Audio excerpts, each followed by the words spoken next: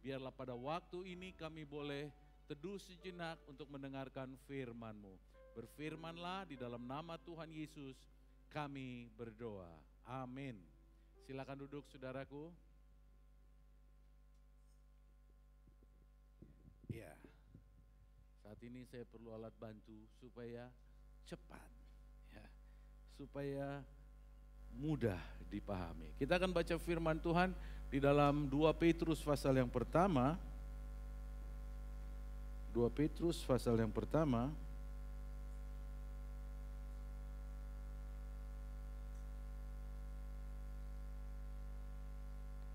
Ayat 3 sampai dengan ayat ke 11. Baik, saya yang ganjil, saudara yang genap. Siap kita baca bersama-sama? Baik, demikian firman Tuhan. Karena kuasa ilahinya telah menganugerahkan kepada kita segala sesuatu yang berguna untuk hidup yang saleh oleh pengenalan kita akan Dia yang telah memanggil kita oleh kuasa-Nya yang mulia dan ajaib.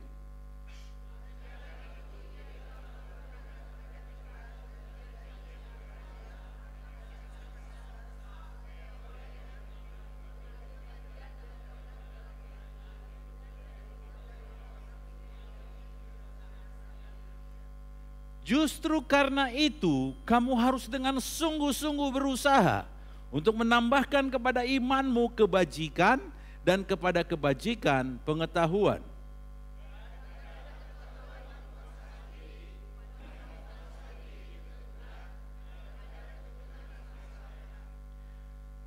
Dan kepada kesalehan, kasih akan saudara-saudara, dan kepada kasih akan saudara-saudara, kasih akan semua orang.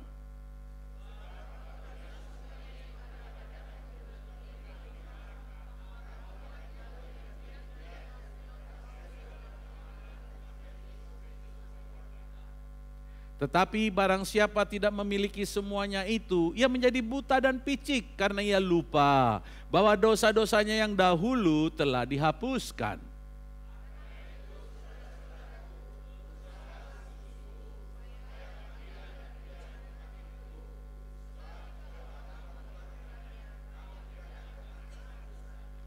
Dengan demikian kepada kamu akan dikaruniakan hak penuh untuk memasuki kerajaan kekal, yaitu kerajaan Tuhan dan Juru Selamat kita, Yesus Kristus. Yang berbahagialah mereka yang mempercayai firman Tuhan, merenungkan dan melakukannya dalam kehidupannya. Ada amin?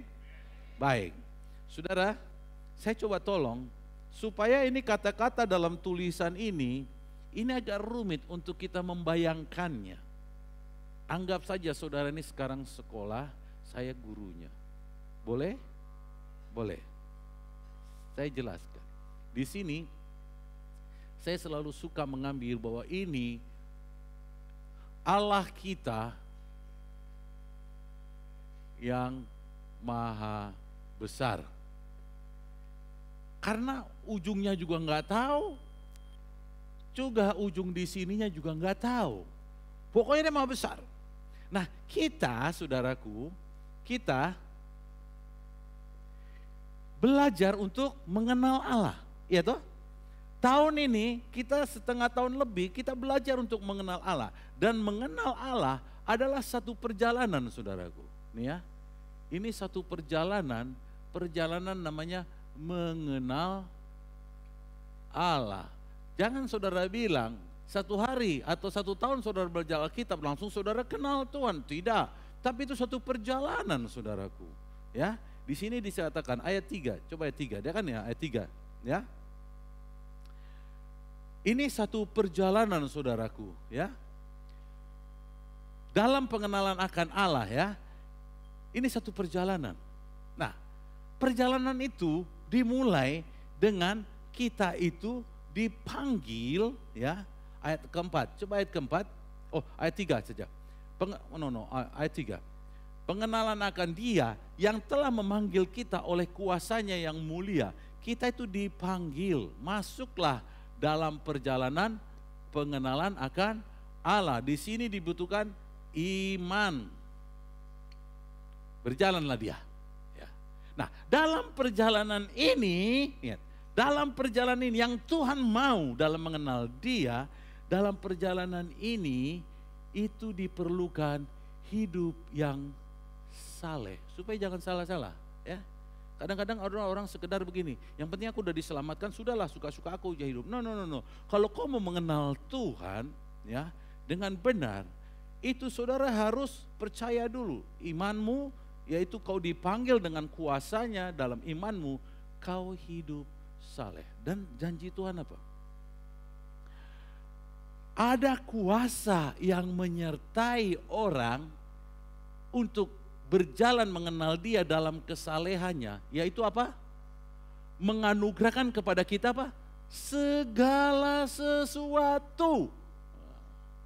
Jadi kalau ingin hidup saleh, dalam perjalanan mengenal Tuhan diperlukan hidup saleh, dan untuk ini dianugerahkan kepada kita segala sesuatu. Jadi jangan pernah takut bahwa hidup saleh itu susah. Tidak. Kenapa? Karena dianugerahkan, apa dianugerahkan apa? Segala sesuatu oleh Tuhan. Nah sekarang yang kita mau, ini sampai di sini dulu. Hidup saleh itu apa? Kita dengar kata saleh. Ada kawan saudara namanya Saleh? Ada, kawan saya ada namanya Saleh. Enak, soleh. Ya, saleh artinya hidup yang beribadah.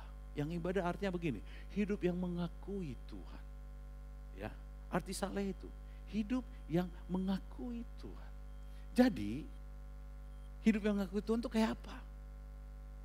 Ya, apakah harus pakai pici, harus pakai sorban? No. Hidup yang mengakui Tuhan, dalam kehidupannya dia mengakui Tuhan. Satu, dia tidak menghina orang. Kenapa? Karena dia tahu manusia itu ciptaan Tuhan. Kalau kuhina, aku menghina siapa? Halo? Menghina siapa? Pencipta. Ada ayat itu? Ya, itu hidup saleh. Ya kan? Aku tidak maki-maki. Kenapa kau tidak maki-maki? Ya kalau batu boleh kau maki kan gitu. Batu memang ini dasar batu, kejeduk aku begini, boleh. Tetapi orang, no. Kenapa? Ada pencipta dia. Apakah dibilang, jelek kali lah orang ini. Hah? Yang ciptain dia siapa? Lo yang ciptain dia siapa? Halo? Yang ciptain hidung pesek siapa? Tuhan. Kenapa kau dengan mudah ngatakan pesek kali dia? Pesek kali. Coba pegang hidungmu. Coba pegang hidungmu. Pesek, mancung. Mau mancung, mau pesek, Tuhan yang buat. Jadi jangan. Lagian memang sekarang orang aneh-aneh. Ditinggikannya yang pesek itu. Ngapain kau capek-capek? Itu ya masalahnya pastor itu dosa. Saya nggak mau komentarin itu. Nggak mau komentarin. Saya bersyukur dengan hidung saya yang katanya lebar dan pendek. Ya sudah, ya. Hidup yang saleh. Jadi kalau mau mengenal Tuhan dalam perjalanannya, diperlukan hidup yang saleh. Dan untuk itu Tuhan beriku kuasa untuk kamu hidup saleh. Supaya apa? Dalam perjalanannya nanti, ayat 4 katakan apa? Kamu masuk dalam kodrat ilahi. Tahu artinya kodrat ilahi? Kodrat ini standar dan inilah kodrat, status. Bahwa kamu akan mengalami kehidupan yang ilahi atau serupa dengan Kristus. Ini dalam perjalanannya. Coba ayat 4. Dengan jalan itu, ia telah menganugerahkan. Nah inilah enaknya kalau orang hidup saleh nih. Ya, dalam perjalanannya diberikan apa? Janji Janji yang ini namanya janji. Janji. Jadi jangan aneh kalau Tuhan buat janji sama saudara. Ya toh? Ya. Semakin saleh hidupmu, makin besar janjinya. Amin. Amin. Bukan makin pintar kau. Bukan S1, S2, S3. Enggak ada itu. Ya. Untuk bisa ini apa dikatakan? Saleh. Dan untuk kalau engkau terus dalam kesalehanmu, engkau masuk dalam kodrat ilahi melalui janji-janjinya. Jadi jangan aneh. Kalau Tuhan berjanji seakan-akan engkau tuh apa? Terlalu jauh. Mana mungkin. Hey, come on. Kalau Tuhan berjanji, Dia punya maksud supaya kamu masuk dalam kodrat ilahi. Jadi ini kesimpulan. Firman Tuhan 2 Petrus 1 ayat 3 dan 4. Ini kesimpulannya. Tapi gak gampang pastor. Itu susah. Oke. Ada rinciannya lagi. Rinciannya ayat selanjutnya. Apa dikatakan? Ayat 5. Kamu harus sungguh-sungguh menambahkan. Ini tadi saudara selamat karena apa? Karena apa? Iman. Tambahkan kepada imanmu kebajikan. Ya toh? Ini dalam perjalanannya.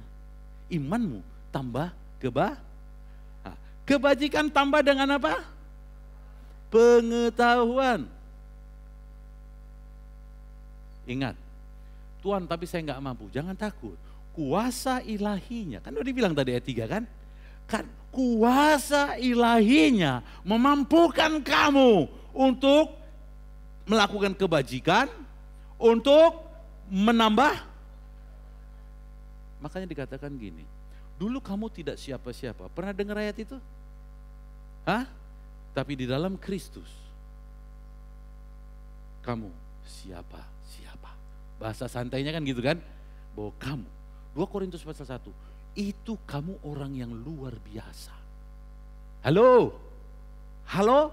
Setiap orang yang sadar dia punya iman, dia mau hidup saleh, ada anugerah dari Tuhan yang memampukan kamu punya pengetahuan. Amin. So, kamu bukan siapa-siapa dulu dengan pengetahuan. Tapi gak cukup pengetahuan. Tambah penguasaan. Karena setelah tahu, kau jangan jadi sombong, ya kan? Ya, kecenderungannya kalau tahu sombong gak? Kan gitu. Nah, untuk memagari itu, kau harus menguasai diri. Next.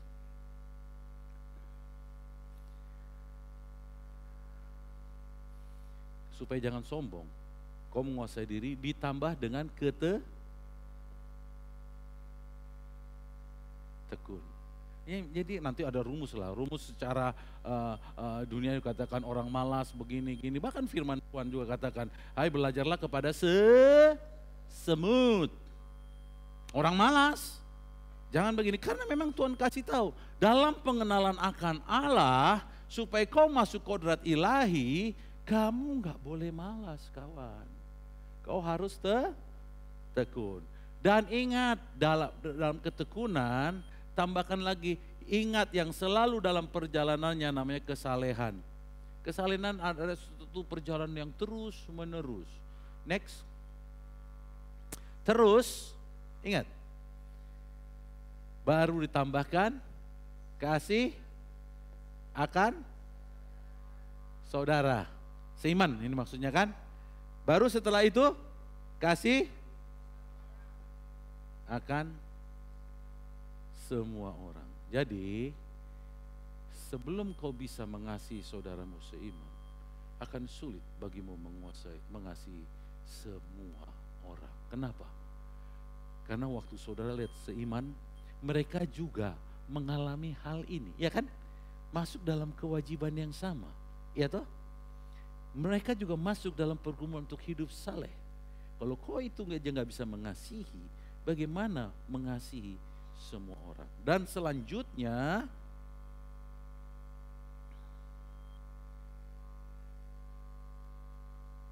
next, ayat 10.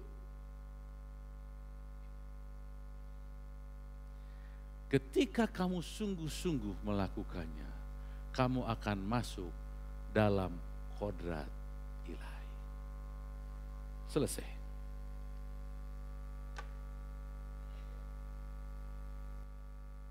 Pada hari ini, di akhir tahun ini, saudara boleh belajar banyak. Tapi ingat, hidup saleh adalah sangat esensial, mendasar. Ya, gimana bisa melatih dirimu untuk hidup saleh? Memuji, menyembah Tuhan, meyakini bahwa Dialah pencipta segala sesuatu. Jadi apapun yang kau lihat itu ciptaan Tuhanku, Allahku, dan kau akan mengenal kenapa Tuhan baik. Ya, sama orang yang nggak baik pun Dia tetap baik. Ya kan? Kenapa? Nanti kau akan kenal. Karena ada hal-hal yang tidak baik ada di sekitarmu, itu untuk membentuk kamu. Amin. Itu untuk membentuk kamu. Jadi, kalau udah bisa paham ini, saudaraku, berarti saudara sudah masuk satu kurikulum pengenalan akan Allah. Tapi belum lulus. Harus dijalani sampai kodrat ilahi itu nampak. Maka keinginan juga berubah. Keinginan berubah. Ketika sudah memiliki kodrat ilahi, keinginan itu sudah lain. Ingin untuk pamer diri, nggak pengen. Ya, ingin untuk menonjolkan diri, nggak pengen lagi. Karena apa? Tuhan sudah dalam aku, dan apa sih mau ku kejar lagi? Kecuali aku melakukan bagi berkat sama yang lain. Karena Tuhan sudah sama aku. Coba simak sedikit. Kadang-kadang orang cari popularitas diri. Dia cari popularitas diri. Supaya naik. Ujung-ujungnya apa? Supaya dia dikenal. Ujungnya mungkin nanti kalau mati ada yang doain dan sebagainya kan kalau udah dikenal. Tapi kita nggak di situ lagi, saudaraku. Karena kita sudah dikenal Tuhan. Jadi untuk apa lagi itu? Gak ada. Yang penting hidup saudara dikendalikan oleh Tuhan. Sebelum saya tutup ada satu cerita. Mau cerita? Mau cerita. Cerita naik mobil. Satu kali ada anaknya datang sama ibunya. Sama bapaknya lah, jangan ibunya. Biasa kan anak-anak, kamu harus terima Tuhan Yesus. Di mana Tuhan Yesus? Pasti ditanya, ya ada di hatiku. Terus selain itu ada bersama dengan aku. Oke. Undang Tuhan Yesus, oke. Nah sekarang kita naik mobil. Anaknya nanya, Ma, sekarang kita di mobil, Tuhan Yesus ada di mana? Ada di mana? Mamanya bilang, ya ada di mobil. Oke. Tuhan Yesus ada di mobil? Ya, setuju? Kepada mangga. Kali ini boleh saudara jawab sama saya. Saudara percaya, maksudnya begini, benar Tuhan Yesus ada di mobil. Loh, saya kan sudah kita terima, ikut kita. Begini. Nah, sekarang ditanya anak ini nanya lagi. Tuhan Yesus duduk di mana, Ma?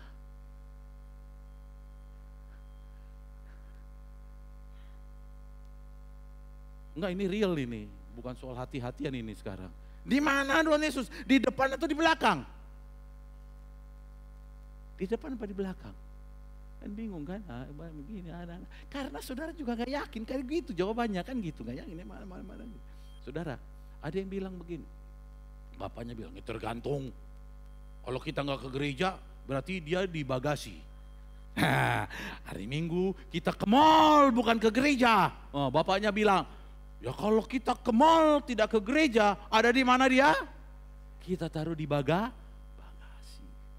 Ya kan? Supaya ya Biar dia tetap di mobil, baik-baik. Kita di mall.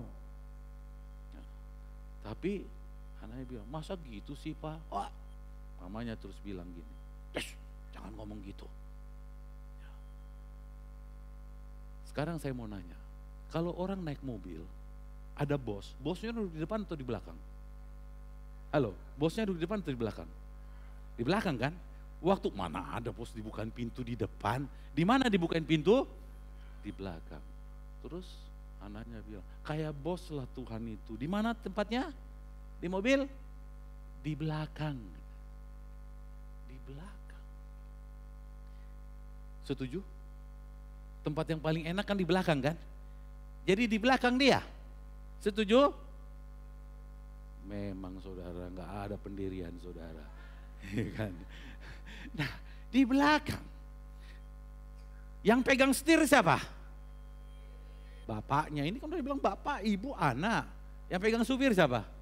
Bapaknya gitu kan. Ya, dia di belakang. Jadi tergantung bapaknya mau pergi.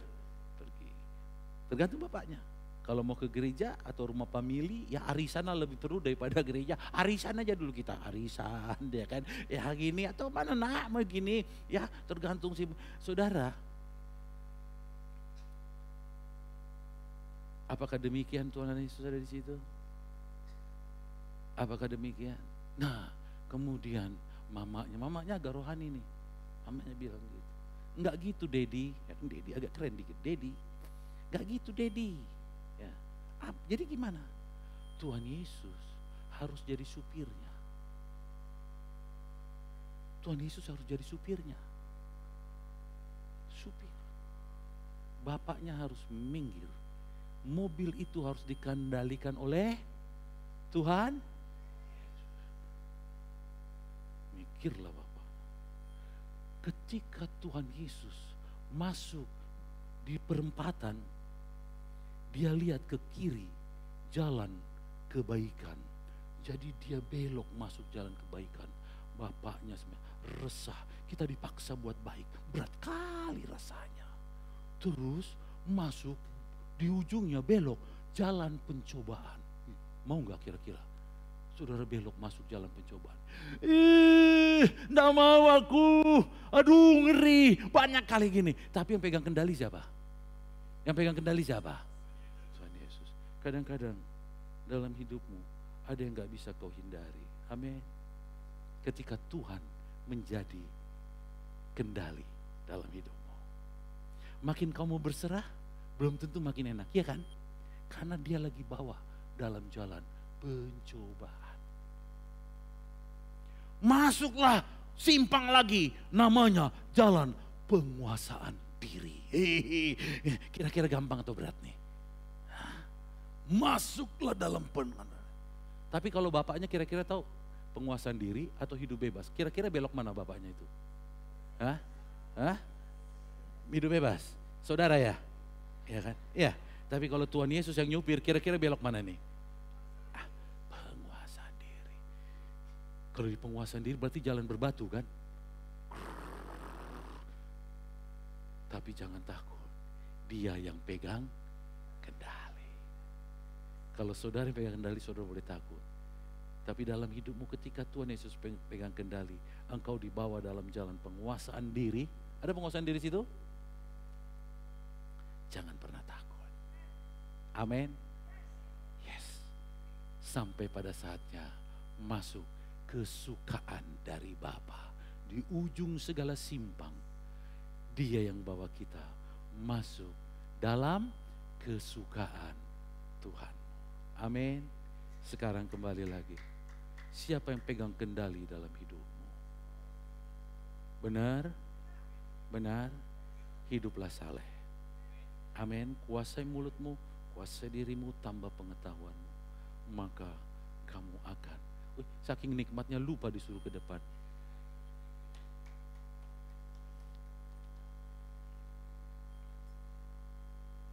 Bisa digeser. Mari kita datang sama Tuhan. Dia kasih tahu. Jalan bagi orang yang sedang mengenal Tuhan. Yang sudah diselamatkan dan sedang mengenal Tuhan. Itu namanya kesalehan. Jangan takut. Karena Dia anugerahkan segala sesuatu. Untuk kamu hidup saleh. Ketika engkau dimaki, gimana sikapmu?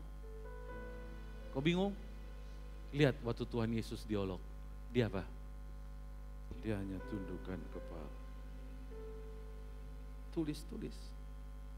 Katanya engkau raja, katanya engkau begini. Ya santai aja. Sementara ketika bukan engkau yang pegang kendali, ketika engkau yang pegang kendali, engkau akan putar cari daerah di mana engkau tidak dihina. Kau mencari, menghindari semua. Tapi ketika Tuhan Yesus yang pegang kendali, kadang kau harus lewat itu. Tapi ingat, Dia yang menguasai mobil itu. Dia pastikan kunci pintu terkunci. Amin. Ketika engkau mau hidup saleh, lakukanlah yang baik untuk menghidupkan saleh itu. Ya toh? Di atas imanmu kebajikan. Di atas kebajikan pengetahuan. Belajar dong. Ada Alkitab, belajar. Kuasai dirimu untuk apa yang kau tahu. Kadang-kadang Tuhan yang menjadi pengendali hidupmu sedang membawa kamu dalam jalan yang harus penguasaan diri. Belajarlah tekun.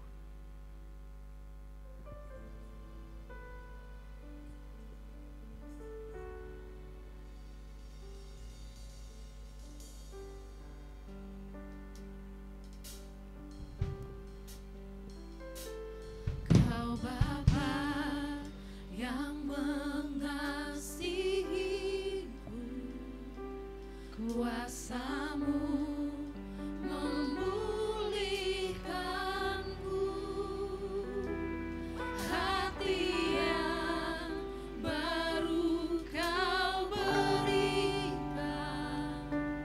untukku dapat melihat Rencana-Mu indah bagiku. Kau ada di setiap jalanku, hatiku haus dan lapar akan Engkau. Kaulah segalanya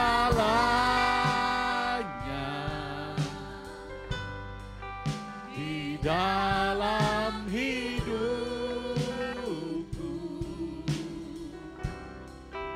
Kerajaan-Mu, kebenaran-Mu, Itu bagianku. Kaulah yang ku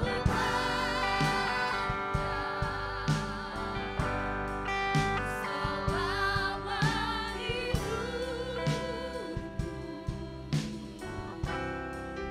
Mengasihimu, memuliakanmu, Bapa dan Rajaku.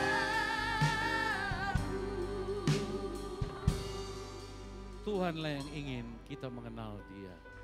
Dan diajari hiduplah saleh. Karena untuk hidup itu Dia serahkan segala kekuatan kuasanya. Untuk kau bisa hidup saleh.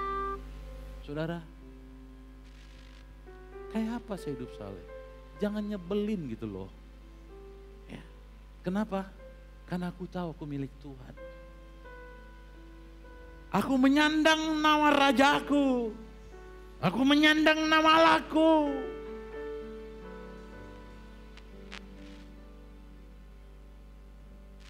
Seorang yang saleh menyadari ketika dia berjalan, ada Tuhan di mana dia beribadah. Ibadah tidak harus bentuknya, tapi sikap hati yang mengakui Tuhan adalah Tuhanku. Sehingga ketika aku dipuji atau aku dihina, sesungguhnya itu harusnya sama saja. Karena aku berpegang pada Tuhan. Kalau aku condong pada pujian, aku akan mengarah ke sana. Ketika dihina aku marah. Tapi ketika aku memang udah sakit hatinya, condong pada hinaan, sehingga waktu dipuji grogi. Saya mau kasih tahu saudara, kalau Tuhan peganganmu, mau di kanan, mau di kiri, engkau akan tetap tenang. Kaulah segalanya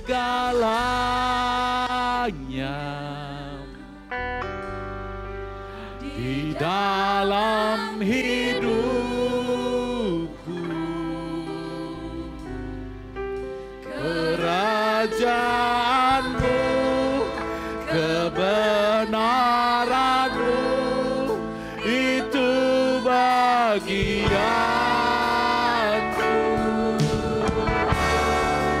Kaulah yang kupanjang selama hidupku, mengasihimu, memuliakanmu, Bapa dan Rajaku.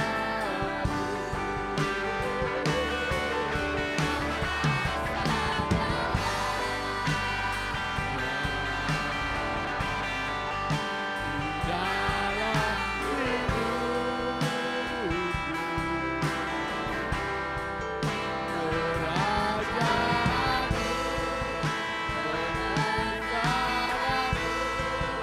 hidupku,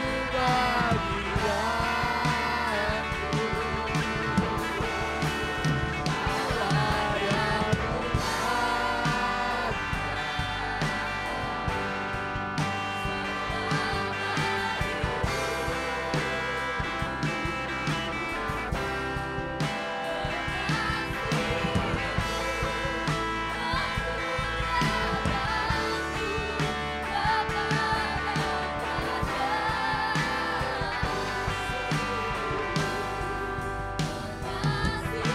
kebenaranmu, itu bagianku.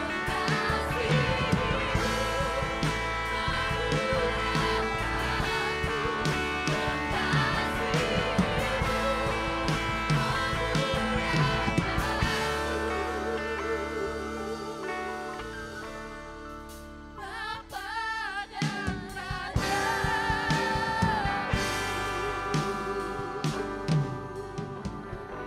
yang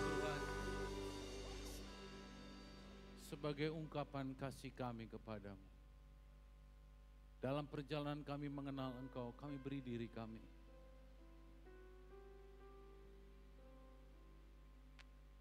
Kami meminta dan memberi diri kami bahwa Engkau lah yang pegang kendali dalam hidup kami. Yang kami tahu ketika Engkau memegang kendali, segala sesuatu pasukan malaikat menyertai perjalanan kami. Segalanya Kau anugerahkan bagi kami untuk kami hidup saleh. Tolong kami jemaat-Mu memasuki 2025 dengan kesalehan, dengan hidup saleh. Karena kami tahu banyak janji-janji-Mu sedang tertahan untuk Kau nyatakan. Supaya itu bisa terlepas. Karena kami tahu itu memberi kami semangat untuk masuk dalam kodrat ilahi. Terima kasih Tuhan. Itulah doa persembahan kami. Ungkapan kami saat kami beribadah di tempat ini. Terimalah itu. Aku mengakui Engkaulah segalanya dalam hidup kami.